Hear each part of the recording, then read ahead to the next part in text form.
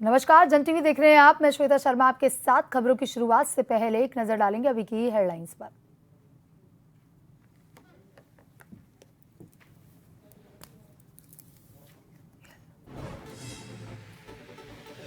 धामी सरकार की प्रदेशवासियों को सौगात, 3 फ्री गैस सिलेंडर योजना को 2027 तक बढ़ाया। 1,84,000 अंत्योदय परिवारों को मिलेगा लाभ।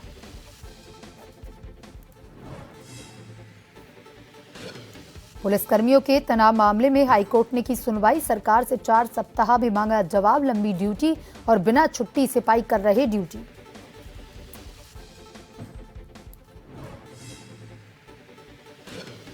दुष्कर्म का आरोपी मुकेश वोरा यूपी से गिरफ्तार। सुप्रीम कोर्ट जाने की तैयारी में था। 23 दिन बाद चढ़ा पुलिस के हत्थे।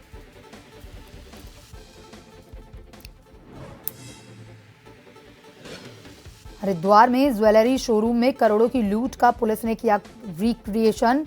रिमांड पर 3 आरोपी, मास्टरमाइंड अभी भी फरार।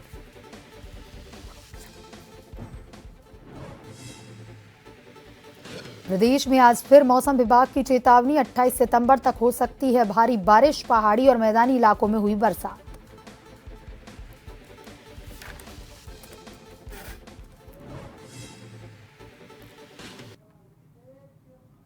और अब खबरें विस्तार से। सीएम पुष्कर सिंह धामी ने प्रदेशवासियों को बड़ी सौगात दी है। 3 फ्री गैस सिलेंडर योजना को 2027 तक मंजूरी दी है। वहीं प्रदेश में अंत्योदय परिवारों को साल में 3 गैस सिलेंडर मुफ्त देने की योजना है। राज्य सरकार ने इस योजना को वर्ष 2027 तक बढ़ा दिया है। वित्त विभाग ने खाद्य नागरिक आपूर्ति विभाग के प्रस्ताव को मंजूरी दी। 2022 और 23 में अंत्योदय परिवारों के कल्याण के लिए साल में 3 गैस सिलेंडर फ्री रिफिल करने की ये योजना हुई थी। प्रदेश में 1,84,000 अंत्योदय परिवारों को लाभ मिलेगा। योजना में सालाना करीब 55 करोड़ रुपए खर्च होने का अनुमान है।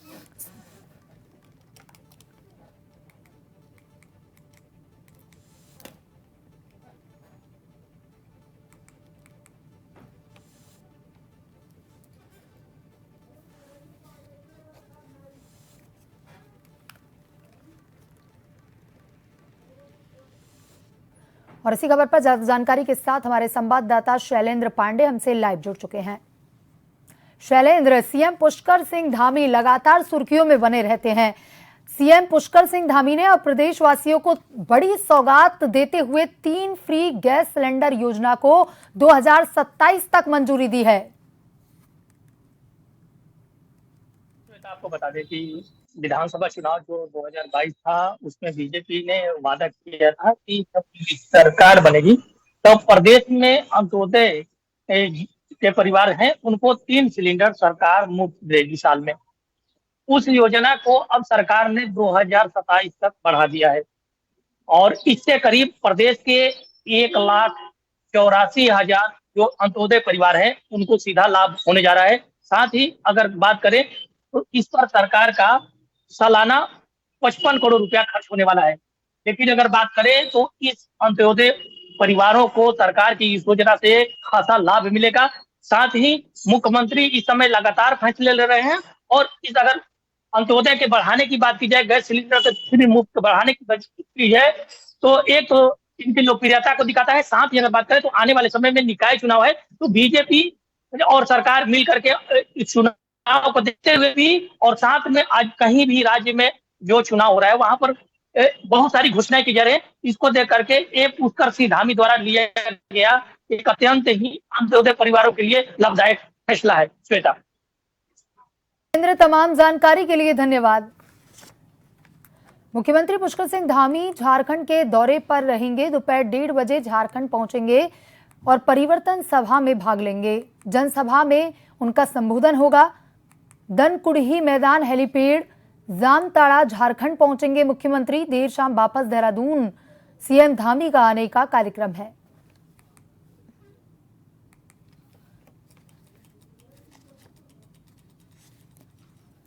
मुख्यमंत्री पुष्कर सिंह धामी झारखंड के दौरे पर रहेंगे। दोपहर 1:30 बजे झारखंड पहुंचेंगे धामी। परिवर्तन सभा में वहां पर भाग लेंगे। उसके बाद जनसभा को वहां पर संबोधित करेंगे। धनकुड़ही मैदान हेलीपैड जामताड़ा झारखंड सीएम पहुंचेंगे।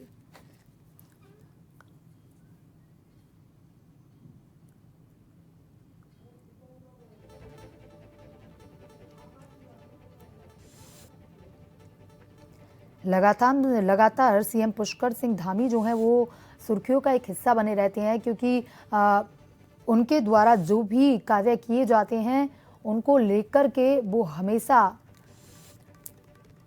लाइमलाइट में रहते हैं। वहीं अब मुख्यमंत्री पुष्कर सिंह धामी जो हैं वो झारखंड के दौरे पर रहेंगे। वहां पर परिवर्तन सभा है जिसमें वो भाग लेंगे।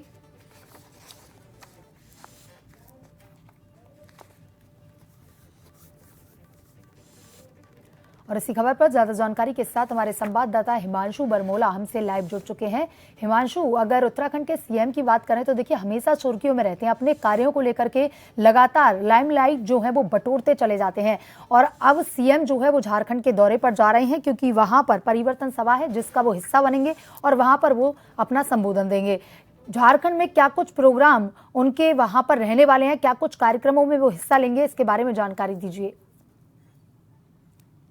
बताना चाहता हूँ श्वेता कि आज मुख्यमंत्री पुष्कर सिंह धामी झारखंड दौरे पर रहेंगे और तकरीबन 1:30 बजे के आसपास वो जामताड़ा झारखंड पहुंचेंगे, जहां पर वो एक परिवर्तन सभा में प्रतिवाद करेंगे और इसके बाद एक जनसभा को संबोधित करेंगे। क्योंकि झारखंड में चुनाव होने वाले हैं, तो इसलिए मुख्यमंत्री पुष्कर सिंह धामी को भाजपा ने जो केंद्रीय नेतृत्व है उसने स्टार प्रचारक के रूप में मैदान में उतारा है। चाहे बात जम्मू कश्मीर की करनी जाए या हरियाणा की करनी जाए, तो मुख्यमंत्री पुष्कर सिंह धामी यहाँ पर भी जो है स्टार प्रचारक के रूप में सामने आए हैं। क्योंकि भाजपा के केंद्रीय नेतृत्व ने उनके जो कड़े फैसले हैं, चाहे धर्मांतरण परिवर्तन कानून की बात कर ली जाए या फिर यूसीसी की बात कर ली जाए या नकल विरोधी सख्त कानून जो उत्तराखंड में लागू किया गया है, तो कई ऐसे कानून हैं जिनका सख्ती से पालन मुख्यमंत्री पुष्कर सिंह धामी उत्तराखंड में करवा रहे हैं। तो ऐसे में वो अपनी सरकार की जो योजनाएं हैं, चाहे केंद्र की योजनाओं की बात कर ली जाए या फिर राज्य स्तरीय योजनाओं की बात कर ली जाए, तो वो जनसभा के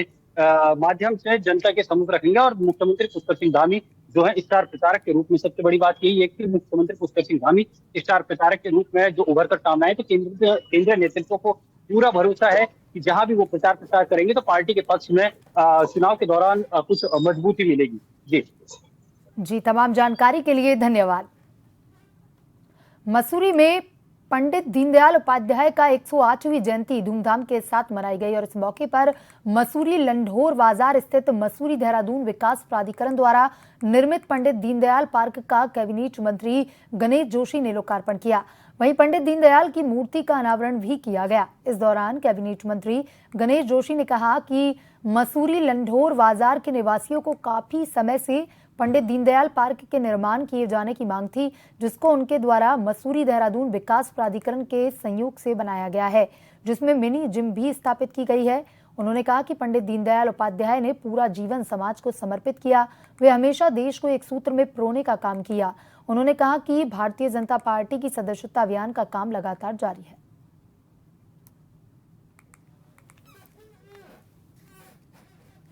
इस अवसर पर हमने यहाँ पर आज एक दीनदयाल जी की मूर्ति का लोकार्पण व पार्क का लोकार्पण यहाँ पर किया है। यहाँ पर आकर जो लोग आए उनको नमन करें, उनसे प्रेरणा लें कि उन्हीं की प्रेरणा से आज भारतीय जनता पार्टी सत्ता में है, क्योंकि समाज के अंतिम पीढ़ी के अंतिम व्यक्ति तक विकास की लहर पहुँचनी चाहिए। ये दिशा अगर दी है तो दीनदयाल जी ने दी है। एकात्म मानववाद के जनक भी दीनदयाल जी थे और उसी चिंतन को लेकर हम काम कर रहे हैं। और आज 18 प्रदेशों में और केंद्र के अंदर भारतीय जनता पार्टी की सरकार है। इस अवसर पर मैं क्षेत्रवासियों ने कुछ मांगे यहाँ पर किए, मैंने उनसे वादा किया है कि शीघ्र हम उनको पूरा करेंगे और लंढोर का विकास होगा, इस क्षेत्र का विकास। हाईकोर्ट ने पुलिस महकमे की कार्यप्रणाली और उसके फलस्वरूप पुलिस कर्मियों में व्याप्त तनाव के मामले में प्रदेश सरकार से 4 सप्ताह में जवाब दाखिल करने के निर्देश दिए। मुख्य न्यायाधीश ऋतु वहारी एवं न्यायमूर्ति राकेश थपलियाल की खंडपीठ के समक्ष मामले की सुनवाई हुई। अजय नारायण शर्मा ने हाईकोर्ट में जनहित याचिका दायर कर कहा था कि राज्य सरकार में पुलिस महकमे की कार्यप्रणाली खराब है। राज्य बनाने के बाद भी इसमें सुधार नहीं हुआ। पुलिस कर्मियों के काम के घंटे तय नहीं हैं। उन्होंने लंबे समय तक ड्यूटी करनी पड़ती है और ना ही सप्ताह में अवकाश तय है। इसके चलते पुलिस कर्मियों में मानसिक तनाव बना रहता है। इसके फलस्वरूप पुलिसकर्मी स्वैच्छिक सेवानिवृत्ति ले रहे हैं या उन्हें अन्य झंझटों से जूझना पड़ रहा है।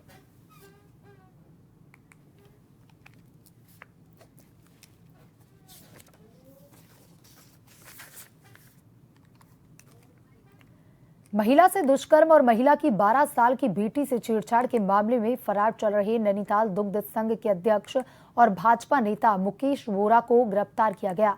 वोरा को बुधवार को उत्तर प्रदेश से गिरफ्तार किया गया।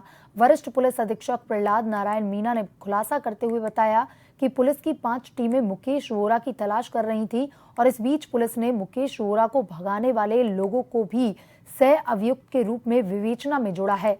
साथ ही उत्तर प्रदेश के रामपुर से पुलिस ने मुकेश वोरा को गिरफ्तार किया। एसएसएमपी ने गिरफ्तार करने वाली टीम को 2,500 रुपए के इनाम की घोषणा भी की। गौरतलब है कि दुग्ध संघ में काम करने वाली महिला ने मुकेश वोरा पर दुष्कर्म और उसकी बेटी से छेड़छाड़ का आरोप लगाया था। वहीं गिरफ्तारी के बाद सामने आए मुकेश वोरा ने कहा कि इसमें कुछ राजनीतिक लोगों का हाथ है, जिन्होंने मुझे दुग्ध संघ के अध्यक्ष पद पर न हरा पाने के बाद मेरे खिलाफ राजनीतिक षड्यंत्र रचा है।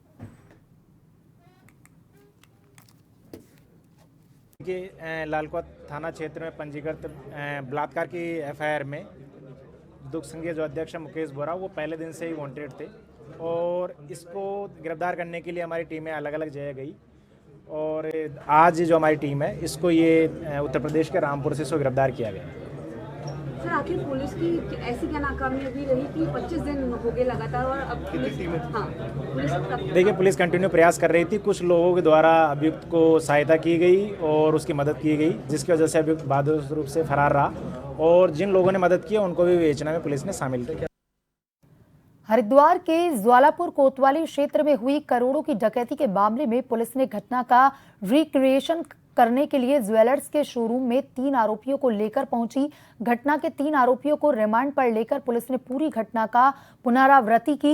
एसपी सिटी स्वतंत्र कुमार सिंह ने बताया कि डकैती की रिक्रिएशन के लिए आरोपियों को घटनास्थल पर ले जाया गया, जहां पूरी घटना को शोरूम स्टाफ के सामने रिक्रिएट किया गया। बता दें कि शहर के पोश इलाके में हुई इस डकैती के मामले में अब तक 3 आरोपी गिरफ्तार किए जा चुके हैं, जबकि एक आरोपी को पुलिस ने एनकाउंटर में मार गिराया था। मुख्य अभियुक्त अभी भी फरार है और पुलिस उसकी तलाश में जुटी हुई है। पुलिस का मानना है कि इस रिक्रिएशन से उन्हें घटना के और भी अहम सुराग मिल सकते हैं।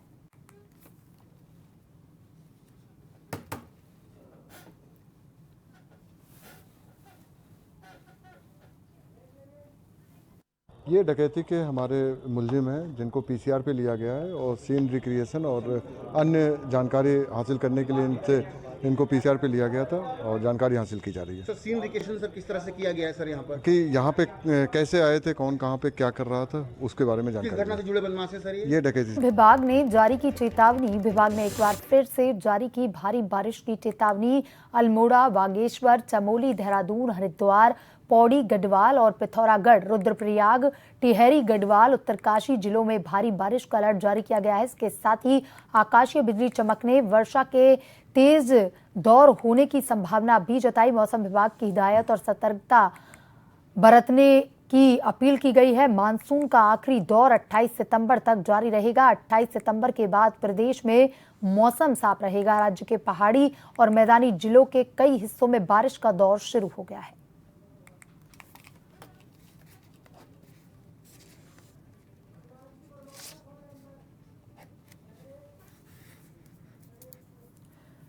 और इसी खबर पर ज्यादा जानकारी के साथ हमारे संवाददाता हिमांशु बरमोला फोन लाइन पर जुड़ चुके हैं। हिमांशु, अब की बार मानसून जो है वो जाने का नाम नहीं ले रहा है। सितंबर का लास्ट चल रहा है, लेकिन मानसून जो है वो लगातार मेहरबान है और एक बार फिर से मौसम विभाग द्वारा अलर्ट जारी कर दिया गया है। भारी बारिश का कैसा बना हुआ है वहां का मौसम?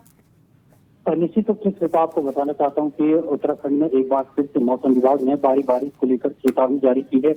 जो पहाड़ी जिले हैं, यानी कि उत्तरकाशी की बात करनी जाए, रुद्रप्रयाग, चमोली या टिहरी, जो एकदम पर्वतीय इलाके हैं, वहां पर भारी बारिश की चेतावनी दी गई है। इसके साथ साथ मैदानी इलाकों में भी कई जगह पर भारी बारिश की चेतावनी दी गई है। लेकिन जो मौसम विभाग ने चेतावनी अपना पूर्वानुमान भी जारी किया है, उससे ये कहा गया है कि जो भारी बारिश के साथ साथ आकाश से बिजली चमकेगी और इसके साथ ही तेज बारिश के दौर की जो शुरुआत होगी वो होगी। इसके साथ ही साथ मौसम विभाग ने सभी को सतर्कता बरतने की हिदायत भी दी है, क्योंकि मौसम विभाग के पूर्वानुमान के मुताबिक प्रदेश में 28 सितंबर तक जो है बारिश रह सकती है और उसके बाद ही 28 सितंबर के बाद मानसून जो है वो अपने अंतिम चरण में होगा और साथ ही साथ 28 सितंबर के बाद प्रदेश में जो है मौसम पूरी तरीके से साफ होगा। क्योंकि इस वक्त अगर बात करनी जाए तो उत्तराखंड में चारधाम यात्रा चल रही है और ऐसे में मौसम को लेकर कई बार अपडेट लगातार मौसम विभाग सामने दे रहा है। लगातार पॉपअप मैसेज के जरिए यात्रियों तक जिन्होंने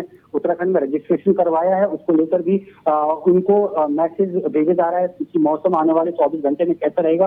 तो तमाम तरीके से मौसम विभाग भी यात्रियों के साथ साथ जो स्थानीय निवासी उत्तराखंड के आम जनमानस है उनको भी मैसेज के जरिए अलर्ट करने का लगातार काम कर रहा है। जी हिमांशु, तमाम जानकारी के लिए धन्यवाद।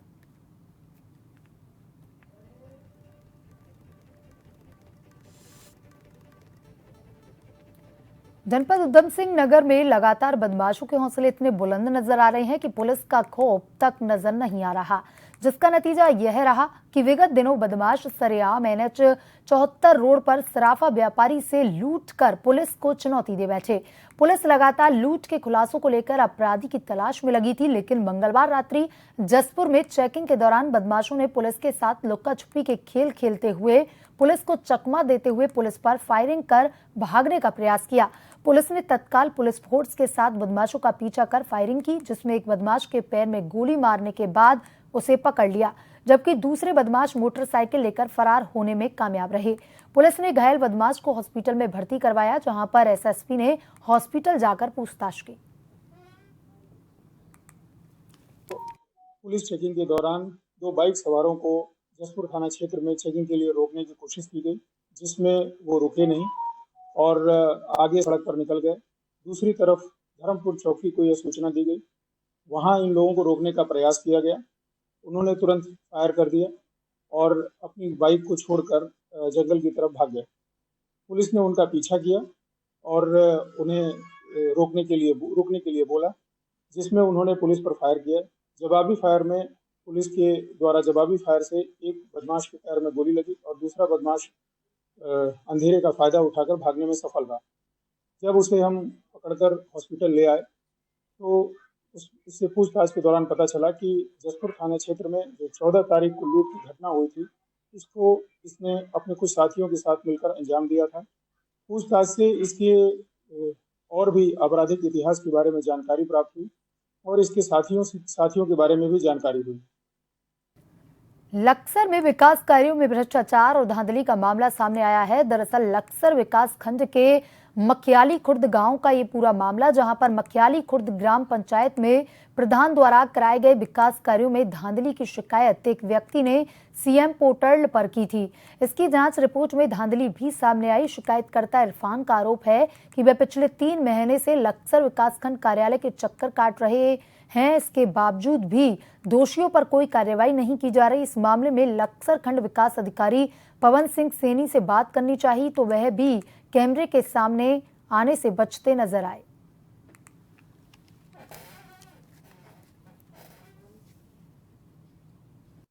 करवाई तो इसमें घोटाला पाया गया था और उसमें कोई आज तक कार्रवाई नहीं हुई, कोई भी कार्रवाई नहीं है। ब्लॉक के चक्कर काटते हैं, रोशनाबाद भी जो भी कार्रवाई इसमें लिखा है सब चीज़ पैसे डालती है और पैसे सड़कों के सब पैसे डालती है। अब तक कोई कार्रवाई नहीं हुई। 2-3 महीने हो गए और हम रोज जाना परेशान हो गए बहुत। तो बस आज या कल रोज नहीं हो, पिथौरागढ़ जिलाधिकारी विनोद गोस्वामी द्वारा चंडाक में निर्माणाधीन कारागार का स्तरीय निरीक्षण किया गया। निरीक्षण के दौरान जिलाधिकारी ने संबंधित पुलिस, राजस्व, विडकुल एवं कार्यदायी संस्था उत्तराखंड पेयजल निर्माण निगम के विभागीय अधिकारियों से जानकारी लेते हुए निर्माणाधीन कारागार में अवशेष कार्यों को जल्द पूर्ण करने के निर्देश दिए। उन्होंने निरीक्षण के दौरान निर्माणाधीन जेल का मौका मुआयना करते हुए विगत दिनों जनपद में हुई अतिवृष्टि के कारण निर्माणाधीन जेल की दीवारों में जो क्रैक्स आए हैं उन्हें चिन्हित कर जेल की जो दीवार ध्वस्त हो चुकी हैं तत्काल उसका एस्टीमेट बनाते हुए क्षतिग्रस्त हो चुकी दीवारों में पुनः निर्माण कार्य करने के भी निर्देश दिए।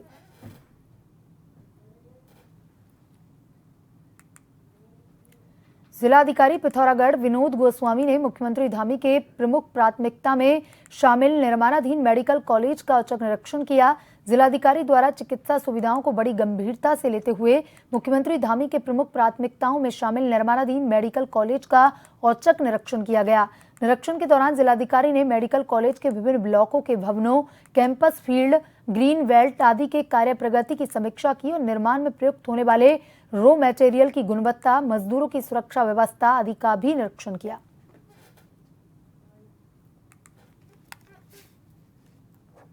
प्रायोरिटी प्रोजेक्ट्स में से मेडिकल कॉलेज पिथौरागढ़ का एक ये प्रोजेक्ट है जिसमें कि बहुत तेज़ी से कार्य हो रहा है।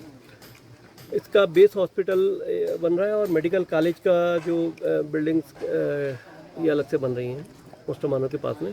बेस हॉस्पिटल का मैं इंस्पेक्शन कर चुका हूँ और उससे संबंधित जो है गतिविधियाँ जो है उसको तेज़ी से करने के लिए निर्देश दिए हैं। अभी जो मेडिकल कॉलेज में निर्माण कार्य हो रहा है उसको देखने के लिए मैं यहाँ आया हूँ।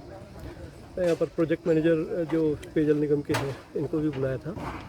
तो ओवरऑल कार्य की गति तो ठीक है, लेकिन कुछ चीज़ें हैं जैसे कि जो इनके आंवला घाट पेयजल लाइन जो यहाँ से बीच से जाती थी उसको शिफ्ट करना था, उसके कार्य को देखना था। उसमें ये कहा है कि जब एक तो तेज़ी से हो, दूसरा जब ये शिफ्टिंग की गतिविधि हो तब जो पिथौरागढ़ की सामान्य पेयजल व्यवस्था है उसमें कोई दिक्कत ना हो। जोशीमठ जिला ज्योतिर्मठ ब्लॉक में आने वाला दूरस्थ डुमक गांव के ग्रामीण पिछले 56 दिनों से खराब सड़कों से परेशानी झेल रहे हैं। इसे लेकर गांव वाले सड़क की समस्याओं को लेकर के क्रमिक उपवास और धरने पर बैठे हैं, जहां पर डुमक गांव के ग्रामीणों ने लगातार शासन और प्रशासन के खिलाफ जमकर नारेबाजी भी की है। हालांकि डुमक गांव के कुछ ग्रामीण विगत कुछ दिन पूर्व में प्रदेश के मुखिया पुष्कर सिंह धामी से मुलाकात करने के लिए देहरादून जा पहुंचे, जहां पर प्रदेश के मुखिया पुष्कर सिंह धामी ने डुमक गांव के स्थानीय लोगों से मुलाकात की और उन्हें आश्वासन दिया कि जल्द ही उनके गांव की सड़क की समस्याओं का समाधान किया जाएगा। आज धरने का 56वां दिन बीत चुका है और हम लोग एक शिष्टमंडल माननीय मुख्यमंत्री जी और मुख्य सचिव राधा रतूड़ी और मुख्य ग्राम्य सचिव राधिका झा से मिले और उन्होंने ये आश्वासन दिया कि बाडिया की टीम आएगी और इस सड़क का निरीक्षण करेगी और उसके पश्चात कार्य शुरू होगा। अब देखते हैं कि सरकार इसमें कितना जल्दी काम शुरू करती है और ये आंदोलन तब तक जारी रहेगा जब तक धरातल पर काम नहीं होता, तब तक हम लोग आंदोलन करते रहेंगे। बुलेटिन में अभी तक के लिए इतना ही। बने रहिए जन टीवी के साथ। नमस्कार।